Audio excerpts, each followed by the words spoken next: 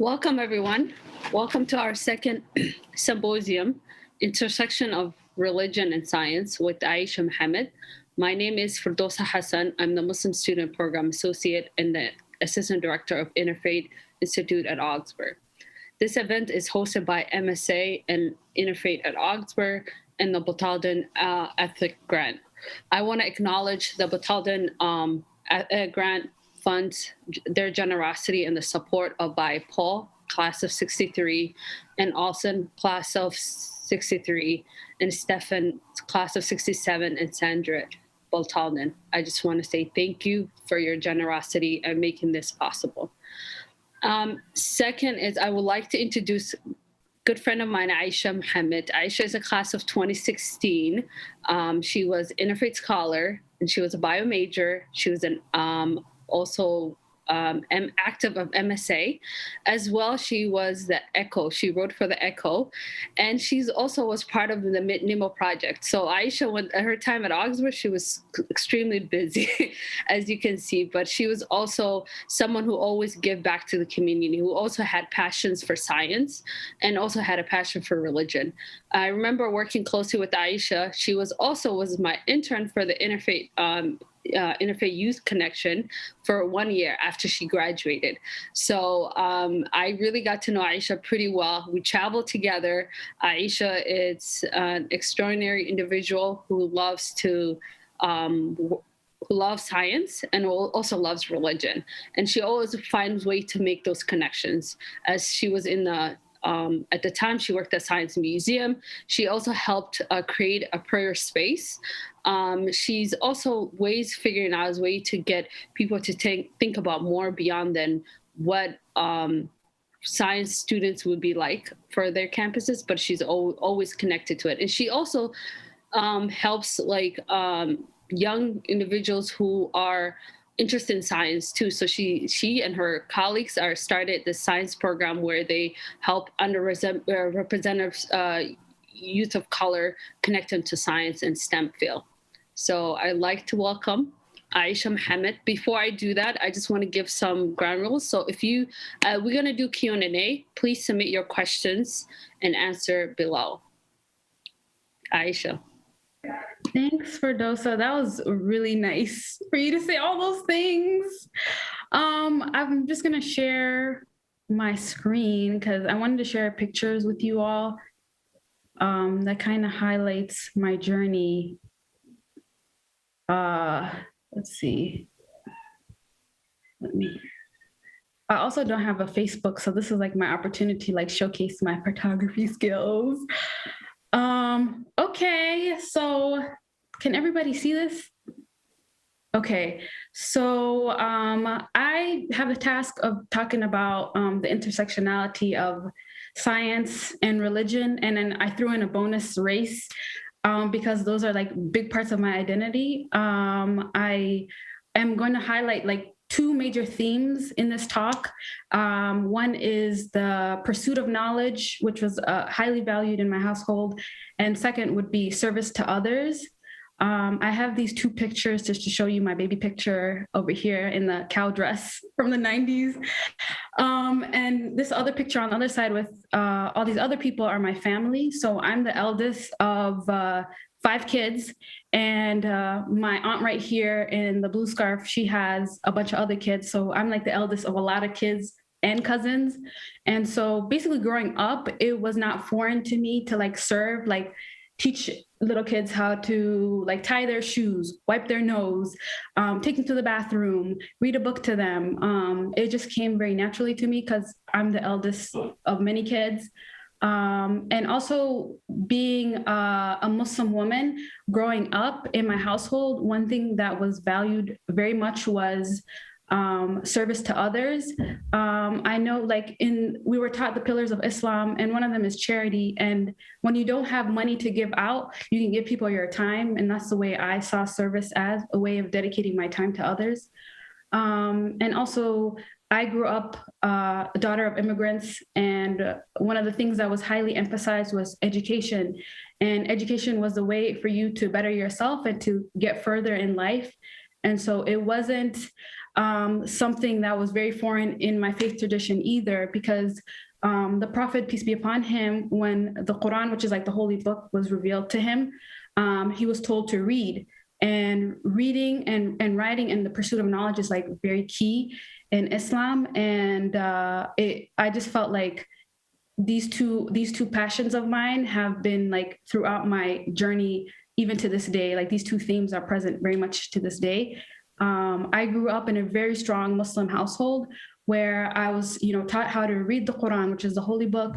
I was taught to pray. I prayed 5 times a day. We fasted. I learned the fundamentals of the religion. And I had a strong sense of who I was and what Islam was and what Islam wasn't. So there was like no confusion between, for me, if I heard something on the media about, Islam this, Islam that, I knew for sure like what Islam was. And so no one could tell me otherwise. And then what further solidified my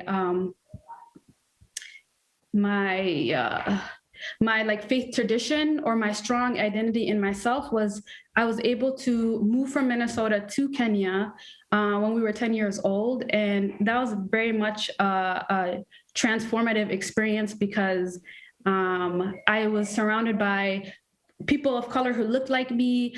The teachers who taught me science were people of color, people who were Muslims, who were not shying away from talking about their belief in God or their faith practices.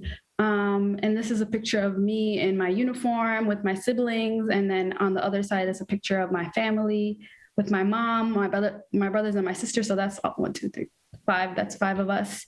And that's Miss Kamal. She was my tutor in middle school. She taught me a lot of the sciences.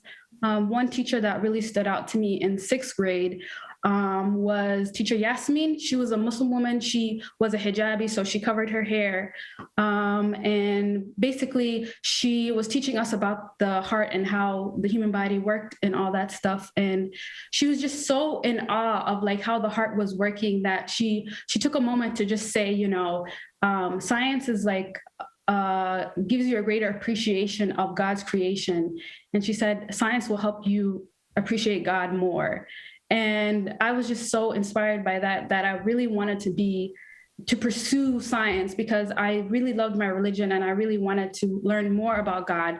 And I felt like the religion was a way of me studying science was a way of me getting closer to God. And so as soon as we moved back to Minnesota when I was like in high school, I was very serious about my education. I was like, I need to get straight A's. I need to focus and get into college and also get into college for free because I knew what I wanted to do was study science. I knew I wanted to be a biology major and that was what I was going to do. And one of the things that I had the opportunity of doing was joining the post-secondary options program, which is where you could take college classes as a high school student. And one of the organizations, if you can see in our t-shirts, it says SAHH, which is like Students Against Hunger and Homelessness.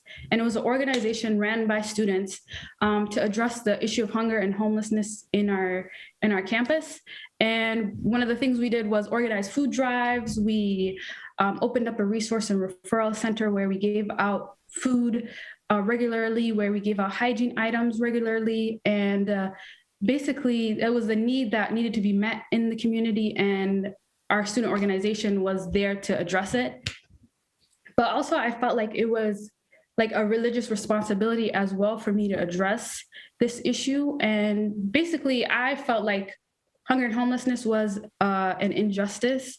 And one of the things that early on that my parents taught me was that through the religion, it is important that you address injustices. And like one of the first things you can do is if you can stop an injustice with your hand, you try that. But if you can't do that, then you try it with your voice. And then if you can't stop an injustice with your voice, then just make prayers so that injustice can end. And so one of the ways that I felt like I can do my service to the community was through Students Against Hunger and Homelessness. And I met a lot of good people, and I'm still in touch with them. Our resource and referral center has grown at the community college, and if it really also was that service interest that I had in high school and further in college. Another thing that I wanted to talk about was the Ladder. So the Ladder was a program that I joined in high school. It was a nonprofit organization that was started out by a few family physicians at the North Minneapolis Clinic. And I lived in North Minneapolis at the time, and me and my family. And basically, they really wanted to get the young people that they served at the clinic to get engaged with different healthcare providers. So each month they met every second Saturday of the month. And basically they would focus on a different topic. So one month would be cardiology, one month sports medicine, another month they would focus on like a pharmacy, and we would do a hands-on activity. So this picture is my sister. She put a red dye on her teeth so they could look at how many cavities she has or if there's plaque on her teeth. And it was like the dental students came in and they talked about their career path, and different dentists came in and we brushed our teeth. It was just a lot of fun. And it was like the place where I found the people who would mentor me and, write the letter of recommendation that I needed to go into medical school. And one of the things that I take away from the Ladder is that they had this motto, which I now use as a mantra, is basically lift as you climb, build as you grow. And the way I understood that was there's always someone who is younger than you, who wants to be exactly where you are, even though sometimes the place where you're at isn't where you think you should be or isn't exactly where you want to be. It really goes to show that you don't have to be I didn't have to be a doctor or a medical student to give back to people. I could still just be a person on the journey, figuring things out and lifting people up with me and being like, hey, you can come into medicine just like me. I did it. You can do it too. And it was also there where I feel like I realized that medicine was like the perfect amount of service and the perfect amount of knowledge, where I was like, this is the field for me. I need to go into medicine. Let me just start college. So this is where I started my journey at Augsburg. I knew immediately what my major was going to be. I was like, I know I want to be a biology major. And it was such a good choice because I knew, I just really loved the concepts. I just loved learning about DNA replication, and I loved learning about genetics. And I just was really in awe of like how the human body worked and how ecosystems worked and like how everything's interconnected. And I was just such a nerd. I loved like going out and like figuring out more and like finding out more. And I'm just like, how did they figure out that this is the protein that does this? Or how did they figure out that, or how did they figure out that technique? How did they develop that specific technique? And basically, as soon as I started at Augsburg, I started emailing professors telling them I'm interested in doing research. Can you let me do research? And I was fortunate enough to do research with 2 different faculty, and I was just like inspired to like keep thriving and keep learning. And I feel like research was something that allowed me to like keep exploring and asking those questions. Because one thing that I guess people don't know about Islam is like you don't just follow things blindly. You have to like question things and convince yourself that what it is that you believe, you just have to come to the conclusion on your own. And I feel like just being a Muslim and doing research, like it was such a natural transition, like asking the why questions and coming up to asking critical questions and coming up with the conclusions on your own was something that came a lot easier for me. And also another opportunity I had at Augsburg was to take religion classes. And at first I was really skeptical because I was very much in a bubble of like Muslim teachers and a Muslim family and a Muslim environment in Kenya. I was very much sheltered from different traditions that I was like scared to venture out into Christianity or Judaism or just learn about those different traditions. And also I was afraid like going into a Christian theology class that people would want to save my soul, or that I'd have to defend my religion, all those things that you're just like, I don't want to deal with. The capacity that I have right now is just schoolwork. I can't deal with this other, mental gymnastics. So I ended up taking the religion class with an open mind, even though I was scared. And I was really surprised that people just wanted to know more about my faith tradition. And I also learned more about the different faith traditions and learned how like Islam and maybe Christianity differed, and Islam and Judaism, how did it differ? First time read Genesis, read the Old Testament, New Testament, and I was just like, there is a lot of similarities, a lot of differences that I didn't know that now I appreciate. And it was through these religion classes that I was able to apply for the Interfaith Scholars Program, which was a whole nother world that I was introduced to. And I think I would have never been exposed to if I wasn't taking those religion classes, and I would have just stayed in my biology bubble. But because of interfaith, I ventured out to, different communities. And I think what was really surprising about interfaith scholars was just being introduced to different faith traditions, and also just learning how to be humble, because you never know it all. And then also just approaching people with curiosity and openness is my biggest takeaway from like the Interfaith Scholars Program. And I was lucky enough to travel with Fardosa, to go to Rock Island, Illinois, to do an interfaith conference. If it wasn't for interfaith, I would have never met this amazing lady. And just meeting other people who know how to articulate what they believe, and were open to learning more about the way other people think of the world, or think of God, or think of their purpose in this world. And just having that experience really made me a better medical student for sure, because I now interview patients with more of an open mind. I am very humble when it comes to asking them about these questions about themselves. And I think if it wasn't for interfaith, I don't know if I would be as open to ask those tough questions. So yeah, interfaith has been very pivotal. And this picture is us at a mosque, and it was actually for interfaith, the interfaith internship I did with Fardosa, and we invited people to come to the mosque and eat food and learn about Islam from actual Muslims. And it was also another thing that we got to do through interfaith was do open mic nights, where we invited people to come and talk about their faith traditions, and then have a song or a representation of what their faith means to them. And that was a lot of fun to like see the differences in the traditions, and just unite with the theme of like music and getting together and learning about each other. All of this was definitely like a plus. Like having all these opportunities at Augsburg was a plus, but there were some challenges being a Black woman in the STEM field.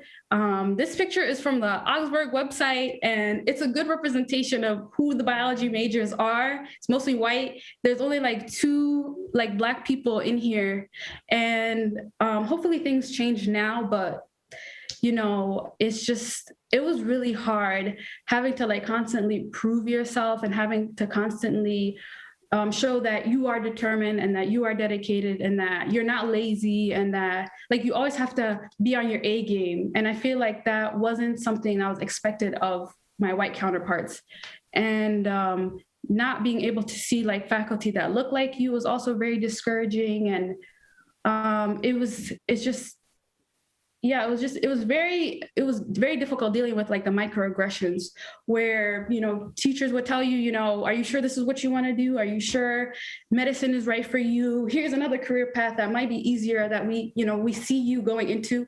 And I wish I didn't listen to those people, because I started to believe that, medicine was not right for me, that I was, that maybe what they have to say was right, that medicine is too hard. But you know what? Everything is hard in life worth pursuing. And I think what I needed back then was someone to just tell me, you can do it. It's going to be hard. But if that's what you believe for yourself, that's what you can do. So like, dealing with that was very difficult, but also dealing with how there was, like in some of the classes, biology classes, there was no really intersectionality between science and religion. It was more like science here, religion there, and the two they weren't going to mix. Like, and I just felt that that was very difficult, because I was like, this is the way I saw science was like as a means to understanding nature, and religion offers another viewpoint of looking at nature. And so I think that was very difficult, just going through the process of feeling like, but these are two things that really mesh well. And it's also one of the two things that helped me keep striving to learn more and to do more. And they were being separated. So yeah. And despite all that, I was able to, graduate from Augsburg with my biology degree, and I needed to take a break from all of that. I needed to pause, unravel the microaggressions, and unravel like the journey, and just to just give back. So I became an AmeriCorps Vista at the Science Museum of Minnesota, and I worked with mostly youth of color and youth who were underrepresented in the STEM fields. And like my job was to help the students get into the STEM fields and help them develop like an exit strategy from basically high school, getting out of high school to starting college. And also my mission was to show other youth of color that they can do it, and science is for them. And if I could do it, you could do it too. And it was just like me trying to mentor other students of color to pursue the sciences and make science and the STEM fields more diverse.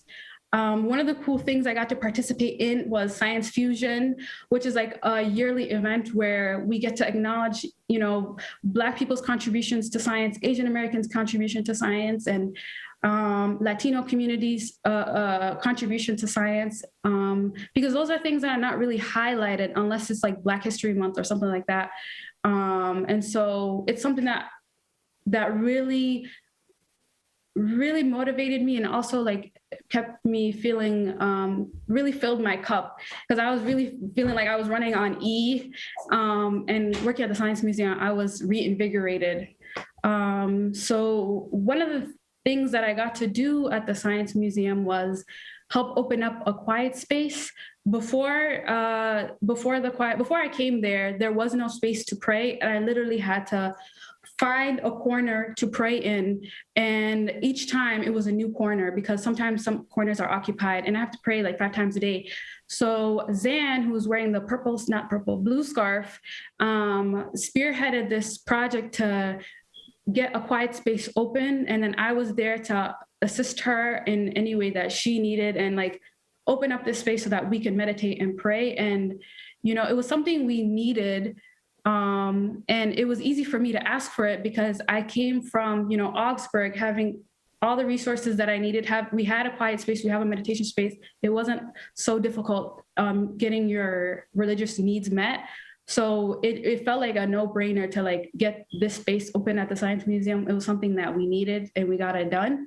And then this picture of all these kids are all the kids that I worked with at the Science Museum. They are the face of STEM, and hopefully they're going to go into the STEM fields, and we're going to see them, change the world. And yeah, this was a visit that they had at Augsburg.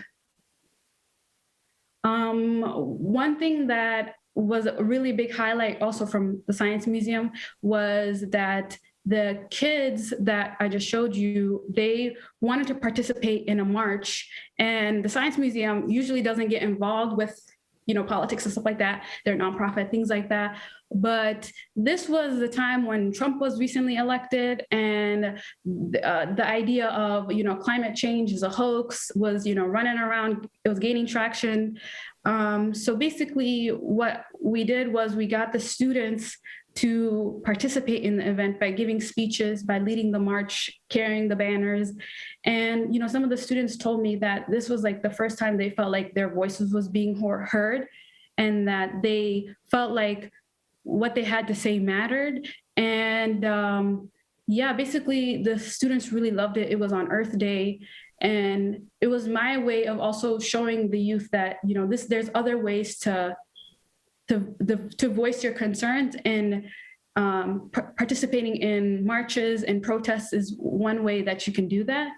And once my year ended, this was around the time when my visitor year ended, and I was still thinking about my desire to become a doctor. And I was like, I don't know what to do. I still need to take the MCAT. I still don't know how to apply for medical school. Like, I was still very much not knowing what the next step was. So I reached out to Dr. Kenesha Williams. She is an Augsburg alum, and I reached out to her and I told her, I don't know what to do. I need support. And she told me about this program, a post-baccalaureate program in the middle of nowhere. Southern Illinois University. And she said that they get students to get into the medical field, and that's their specialty. They prep you. You are surrounded by people who look just like you, who want to get to where you want to get to. And this is us. This was my cohort, and we're all wearing Beat the Odds T-shirt because not all of us, all the people in here are not. You don't see a lot of us in the medical fields, but we still made it despite all the odds. We're still here. And all these people are in medical school now. And, it was a good community where I felt like I was nurtured. And for the first time, I believed that I could become a physician, and that I had a lot of self-limiting ideas, and that I needed to learn how to listen to myself and believe in myself and surround myself with people who were nurturing me and challenging me so that I wasn't getting discouraged all the time. And so I feel like I built a really good sense of self-esteem. So I feel like now if someone tells me, oh, you can't do this or you can't do that, and I just tell them, only I determine what I can and cannot do. And that's something that I learned through this program in Southern Illinois University. And after I left the program at Southern Illinois University, I became a medical student at the University of Minnesota. And one of the first classes that you take in medical school is a medical ethics class, where basically you're introduced to concepts like autonomy, beneficence, and justice. And I really called that class my be a better Muslim class, because all those concepts were not foreign to me. Like, for example, we took an oath, do no harm.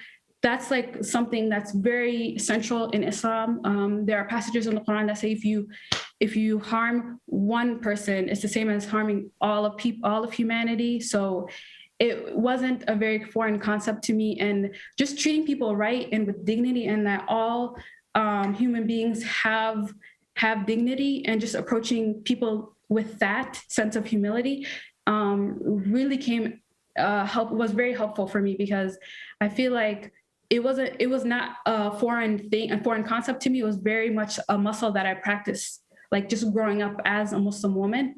And even, for example, another thing was we learned motivational interviewing, which is, for example, you want someone to quit smoking or you want someone to quit a bad habit. The first thing you have to do is be very non-judgmental. And I have a personal philosophy where if you are not God, you should not judge. So I am a very non-judgmental person, or at least I try not to be.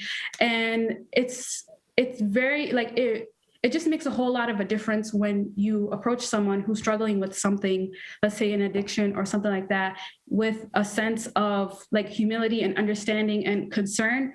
And like people do quickly shut off when you have like this stank face on, where you don't want to help them, and they don't. It's just, people do not respond to judgment. And that's something that is easy for me to take away, because, I just don't want to be a judgmental person. That's something that I've been practicing for a really long time. And basically, just all those skills that I've gained growing up as a Muslim woman has come in handy in medical school. And like concepts like, stem cell research and concepts such as organ donations are, not taboo topics for me to address in medical school, even though they look at me and they're like, oh, maybe you're conservative, all that stuff. And I'm just like, Islam is very much like just a common sense religion. And I feel like I just apply that to medicine, or like my journey in medical school. And and even like as a second year, and I still don't have it all together, I still try to, reach back and lift other people up with me. So this Zoom boxes, pictures of all these Zoom boxes is a program that we do, which is basically with the Higher Ground Academy students. Most of them are Somali, and a lot of them want to go into healthcare fields. And like what we do is we meet once a month and we talk about different healthcare careers. And I do make a big effort of inviting people who look like them, and so that they can see that there are people in these fields who look like them and that they are needed in these specialties. So this is, if you can see, like the person we invited was a family medicine doctor, and she's East African. So she was talking about the intersectionality of her religion and science. And it was like something that I needed to show the students, because there is no conflict. Like we balance it so effortlessly because it's just a part of our nature. And so like one of the biggest takeaways that I have for like students who are currently in the STEM fields, who are currently out of Augsburg and in the in-between state like me, when I was working at the Science Museum, I just wanted to say that you're not alone, and that you just need to find your community of people who will like challenge you, who will support you, who will nurture your dreams no matter what. And it's important to like keep an open mind, because you never know what situation you're going to be in, and to lift like as you climb, and also build as you grow, because like you're in a position where someone else wants to be, like, and it doesn't matter like where in your journey you're at, you are at someone else's dream goalpost. That makes sense. I wanted to thank everyone for coming and listening to my talk. That's all I have to say. Thank you, Aisha. So my name is Matt Marugi, and I'm a professor in the religion department. I'm also a partner in a faculty partner in the Interfaith Institute. And I really had the pleasure of spending a year with Aisha when she was an interfaith scholar. So it's really great to have her back. And just a couple thoughts, and then I want to turn it over to a couple students who are going to give some thoughts. And first of all, Aisha, I want to say that you are the poster child for vocation. For anyone who's been at Augsburg long enough knows that word gets thrown around all the time, but here's someone who has both found a way to figure out how she's going to make a living, but also how she's going to make a life that has purpose and meaning, which is what we always hope for students graduating from Augsburg, that they're going to kind of pursue that. And I think what really I thought about was how you've really sought to integrate faith and science and service together. That's really amazing, especially, for someone at your age. It often takes people years to figure out how to integrate those things. And you're really kind of the definition of integrity. You're a person who kind of seeks to be a whole person, and you kind of live as the same person in all aspects of your life. And I can say from knowing you, I think that's really true. But there's three things that especially I think that were important to you. And then the last one you referenced towards the end, and this idea of lift as you climb, build as you grow. I think what that says to all of us, often people always feel like, oh, I'll start being of service to people when I have this in place, or when I have money, or when I have this. And what you're saying is, don't wait. You always can give back. You can always give back on the journey, and that should be kind of in the forefront of your mind. And I just think that's a great lesson to take from this. I also just thought this whole idea about the pursuit of knowledge being so intimately connected with Islam, and that idea that the Prophet was told to read, and that this is really a key to Islam, and that you could see that even in your science research, that you're pursuing knowledge, and that in some ways is also supporting your faith and supporting the growth in your belief system, which is really amazing. And then the other thing was, what you said about how you learned how to be humble, and that you're never going to know it all, and that you have to appreciate and be curious about others. I just think that's a great life lesson, again, for all of us to think about for the future. So I think the challenge I heard in what you had to say was that you're really inviting people to bring their whole selves to their education. And when you bring your whole self to your education, I think what you're saying is that so much more is possible when you're willing to do that. And And despite the challenges that you face, which I thought you named really great analysis about that, you found a way to do that. And I just think that gives a lot of credit to you that you found a way to do that. So thank you. So let me introduce our student respondents. So the first respondent is Busad Ismail, who is a second year. She is an MIS major. She is the vice president of the Muslim Student Association. She's also part of PASU, and she is from Blaine, Minnesota. So I'm going to let Busad go, and then I'll introduce the next student after Busad. Okay, hi.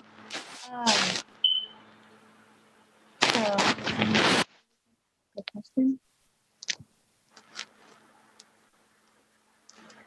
Okay. So I have a question for Aisha. My question was, I was also, when I first came to Augsburg, I wanted to be a biology major as well, but I was kind of shied away from becoming a bio student. And so I felt what you were saying. So my question was, while you were like in the biology department, I know you said you received some microaggressions, but did you ever receive like any like blatant like racist comments or anything like that?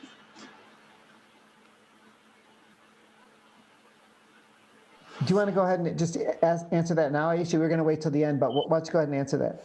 Yeah, fortunately, I haven't been, like, it wasn't ever a direct racism. It's always like those microaggressions that I've experienced, a lot of those where you're just like ignored, discounted, your voice isn't heard, just not being discouraged from taking certain classes because they're so hard. Yeah, it's mostly the microaggressions because people are more nuanced. They don't want to be racist. They're very, down low racism. But it's still racism, but it's not like, it wasn't overt. It was more like, cut by 1,000 paper cuts, death by 1,000 paper cuts. That's how it's been described. And that's definitely how I felt it. Yeah. Does that answer the question? Do you have anything more to add, Busad?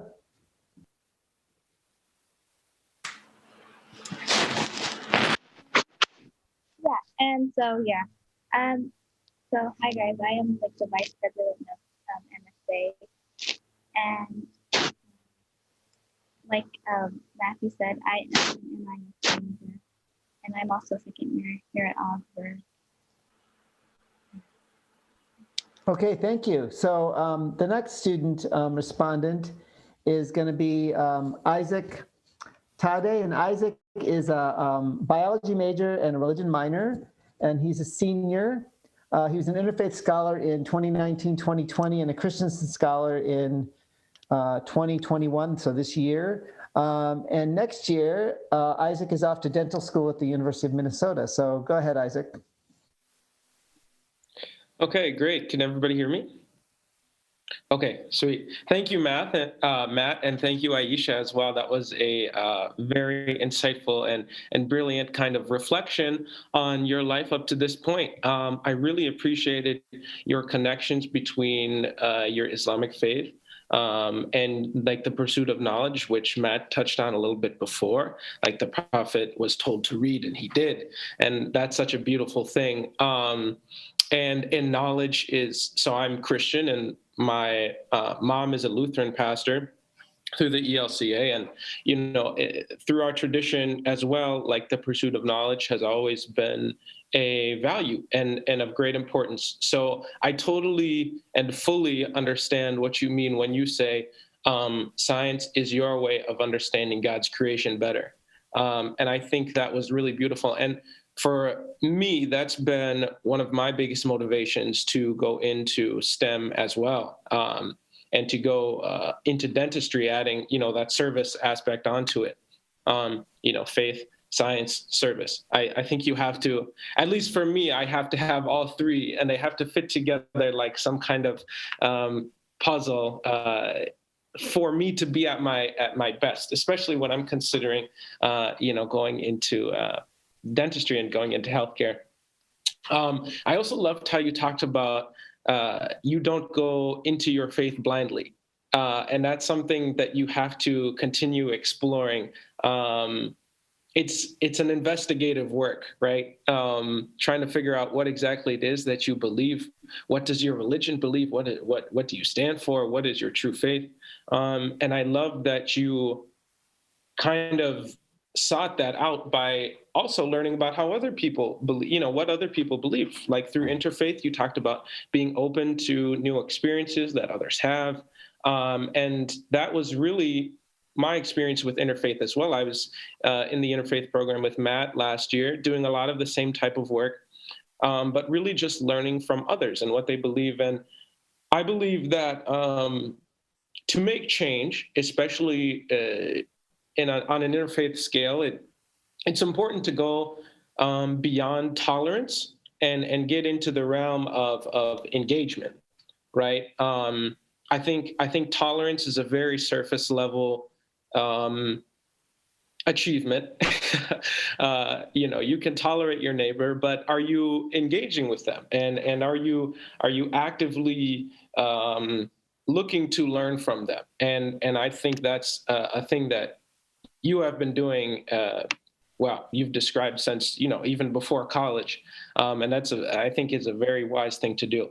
I guess one of my questions was again about how you as a Black woman, Black Muslim woman, have approached situations, maybe in medicine and in life, but especially because you're going to be a doctor. If you've approached those situations, how do you engage with people who have shown you those microaggressions or discriminations, especially when you're going into a position where you're going to be a medical doctor? And also, as a minority, before the event, you talked briefly about how, you are a minority at the University of Minnesota in the medical school. And this is kind of a question for you, but also for me, because I'll be going to the U of M this next fall. So how do you engage, right, go beyond that tolerance and into engagement as a minority at the U of M? Because I think here at Augsburg, it's a little bit easier to say, well, with the current diversity statistics at Augsburg, it's a little bit easier to say,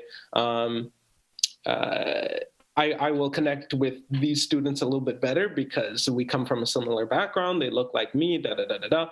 How do you go beyond that and engage with so many others in a minority setting? So thank you. Great question. So Aisha, you wanna take that question, and I'll invite, while she's answering that question, I'll invite any of you. We've already started getting some questions in the Q&A, but feel free to start putting questions in the Q&A. Yeah, those are really good questions. Thank you. My approach to microaggressions, I think, definitely is now a little bit, it's different than the way I would approach it in undergrad. In undergrad, I would write about it in the Echo and blast whoever was acting bad or whoever was like doing these racist things. I was like, I need to blast you and you need to be canceled. And now what I'm learning is like people really don't change from that. They just hide from you, or they basically shut down and the conversation ends there. The way I approach like these microaggressions or these like some of the things we talk about is race-based medicine a lot in medical school, and how there is no gene for being a Black person. There is no gene for being, a white person. And some of the things that we still practice in medicine is like calculating, like, for example, lung capacities. You have to select either the person is Black or white. And you get a completely different calculation when the person is Black and white, even if all the other, like everything else is matched, like age, income level, everything like that. And basically they're saying that that's a very outdated practice. And it was a way of upholding the institution of slavery. And so like when it came to learning about like lung capacities in medical school, I just, me and my friends, what we did was we just asked a bunch of questions. We're like, well, why is this like this? Well, you can't just tell us, Black people have different lung functions and let people just believe, medical students believe that, Black people have different lungs than white people, which is not the case.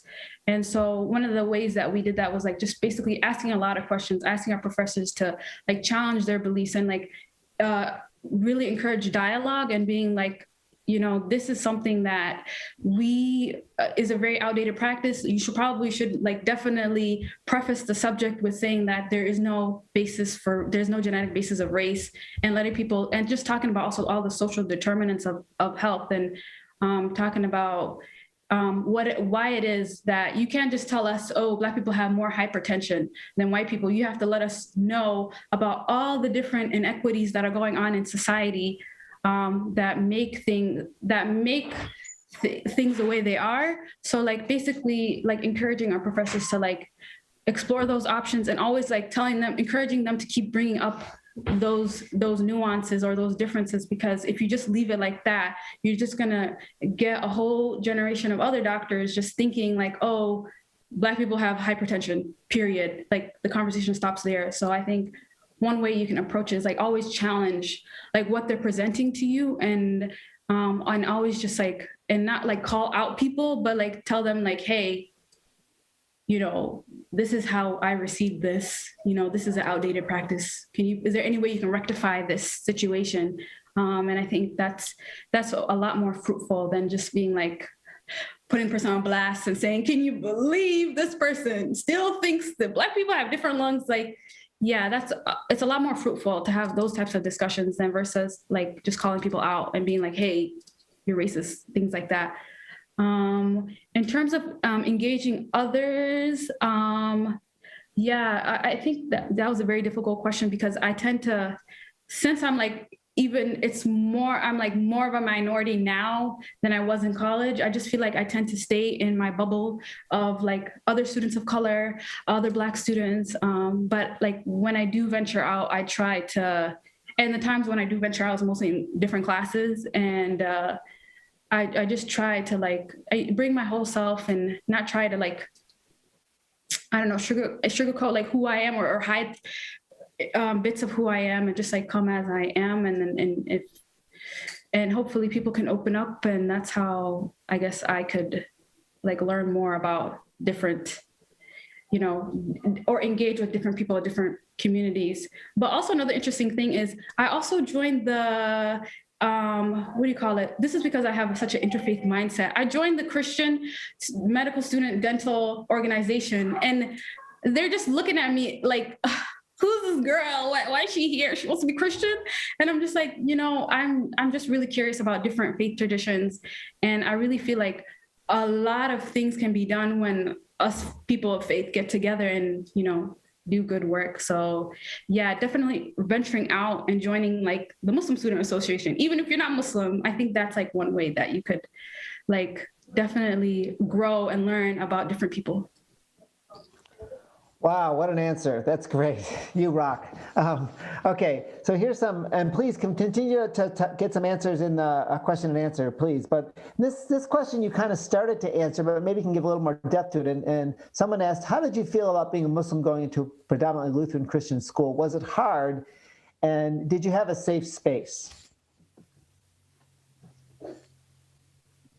Yeah, I definitely was a little scared because, like I said, I thought that, people would want me to defend Islam and explain like, what Islam is and isn't. And I thought I would have to deal with people who would try to, convert me to Christianity. And that was like my biggest fear. But it didn't happen. And I think one of the safe spaces that I had was like joining the Muslim Student Association and joining the Pan-African Student Union, because it was just like other people who looked like me, who we exchanged information, we shared horror stories, and basically, yeah, it was definitely a safe space for me, like just seeing other students of color supporting each other. And I also had like friends in the biology department who, people of color who, were struggling with me as well. So I think, yeah, that was definitely my safe space. Great, thank you. And then this wasn't really a question, but just a student who said she can really relate to your experience of wanting to go into the medical field and kind of being thrown a lot of roadblocks, and that she like you is saying she's not going to give up, she's going to keep doing it. So you're inspiring in that way. And then another question is, so different sacred scriptures, including parts of the Bible and parts of the Quran, could be interpreted as saying women are supposed to be treated as less than men. So as a scientist, as a woman of faith, how do you deal with people who have those kind of impressions of a woman? Yeah, I've never really had like a feeling that, Islam treated women differently. Islam was like one of the first religions where a lot of women's rights were uplifted, and basically like women were given a right to property, women had the right to divorce, like all these progressive things that the West is all about was granted to Muslim women way back, because that's something that just knowing that just gives me like the feeling of like, I know that what my religion grants Muslim women, and no one can tell me, oh, women don't have rights in Islam. I definitely have a lot of rights. I feel like I have a lot of rights. I have, things that were not granted to women in like the West. I don't know, I guess things that were granted to Muslim women back in the 14th, I don't know what year, Prophet peace be upon him's time, were not granted to women in Europe. So just me knowing that empowers me to know, like, what are you talking about? Women have rights. That's basically my response. Great, thank you. And then there's another comment here from one of your professors from the chemistry department, Michael Wenzel, who says he's really proud to have been your professor and he wished you had been a chemistry major.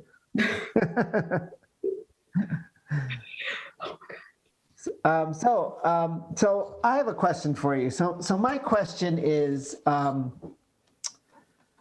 so in terms of medicine, often medicine is seen by people as being, not a profession of service, but a kind of a profession of where you are now all of a sudden at the top of the profession, and you are supposed to be treated in a certain way now that you are the doctor, given certain privileges and certain rights and certain kind of respect. How do you think that you can combat that, in terms of that understanding of the medical profession and kind of really going more towards this idea of service that you have in the medical profession? Yeah, I definitely see those characters where it's like, I'm the best since sliced bread or something like that. And things don't really go well for those types of people because medicine is really a people-serving business. That's the way I see it, because people are coming to you and you are addressing a need that they have. And thinking, I guess, like, it doesn't really work to be like, oh, I'm the head honcho, because doctors work in teams, and basically you can't just be like, oh, I call all the shots. There's just so many different moving parts to a person's health that you can't just be like, oh, everything I say goes. You have to like verify it with, the nursing staff, the social work, physical therapy, and it helps to be humble, because then you are more receptive to like the different opinions, different perspectives. You're more open to change. But like if you are more of like, oh, this is a profession where, I'm the best and I'm the best and I'm the leader and everybody should listen to me. That model doesn't work anymore. It worked a long time ago, but there's just so many complex parts to a person's, healthcare delivery that like that model of thinking doesn't work anymore. So I hope that I answered this question. Oh, that's a great answer. Another comment here from Danny, who says, I'm the current news editor for The Echo, covering the event for the paper, and I'm happy to know that the paper was in such good hands a few years ago with someone as insightful as you contributing to it. And that actually leads me to another question. Why did you decide, you're a science major, why did you decide to write for The Echo? And what did doing something totally out of that field do for you? Oh, so I wanted to actually develop, so I loved writing, and I wanted to keep learning how to write, because I feel like my thoughts, I'm just scatterbrained. And when I write things down, I just feel like I have such clarity with writing that it's just talking doesn't really, just writing does things for me that talking doesn't. So I just felt like Echo was the perfect place to do that. And I also wanted to learn how to just be a really good listener, because I was not very, very good at listening. I feel like I was very much, I would interrupt people, or I would think of a response versus listening to just hear the person. So I feel like there were skills that I wanted to develop, and I felt like being a reporter and being a journalist was perfect for. And I really loved it. I loved writing those expose articles. I loved writing on a deadline. It was just I might have been a reporter in my other life. Great, thank you. So I think we're just about out of time. So thanks for all those questions, and I'll turn it back over to I think to Fardosa. Oh, no, to Mark. Okay. Thank you. Go ahead, Mark. Thank you. I'm Mark Hansen. I am the founding director of Interfaith at Augsburg, an institute to promote interreligious learning and leadership. And on behalf of the Institute and MSA, I want to thank all of you who have joined us for this webinar. A very special thank you to our presenter, Aisha Mohamed. So many words come to mind, Aisha, that I will take with me about you and for my life and the life of my family and others. Clarity of self, clarity of vocation, clarity of the respect of the dignity of all humanity and all of creation. And you have such clarity about being a Muslim, but it gives you a sense of curiosity about others, of humility, and a deep integrity. And those values seem so short shrift in so many religious traditions today that you have given all of us a gift. Thank you also to our student respondents, Busad and Isaac, and also to Fardosa, our moderator, to Matt, who moderated the questions. And I want to add my thanks too to the Batalon Applied Ethics Grant Program. A word of announcement: tomorrow evening, Concordia College in Moorhead, Minnesota is hosting, on behalf of the 26 colleges and universities of the Evangelical Lutheran Church in America, of which Augsburg is a part, a similar webinar. The title of tomorrow's webinar is God, Art, and Anti-Colonialism, an evening with Mona Haidar, a Syrian-American Muslim poet, rapper, and theologian. I have sensed the excitement about her among young people, and now it's become contagious for me as well.